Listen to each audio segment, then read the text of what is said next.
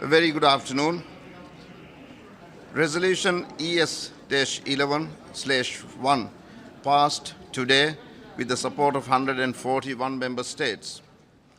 It reflects the international community's grave concerns about the ongoing situation in Ukraine and reiterates the call for an immediate ceasefire, unhindered access for humanitarian support, and return to dialogue and diplomacy. Specifically, the resolution demands a cessation in the use of force and the withdrawal of all military from Ukraine. It points to the principles set forth in the Charter of the United Nations and the Declaration on Friendly Relations.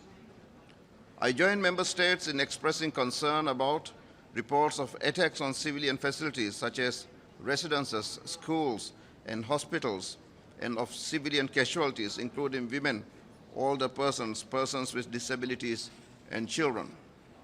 I also share concerns about the deteriorating humanitarian situation in and around Ukraine, with an increasing number of internally displaced persons and refugees in need of humanitarian assistance. I thus welcome the $1.7 billion humanitarian appeal launched yesterday and call on the international community to support it.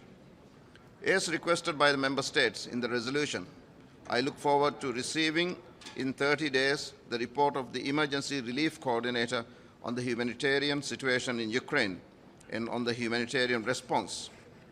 As President of the General Assembly, and in line with the resolution adopted today, the 11th Emergency Special Session will be temporarily adjourned this afternoon.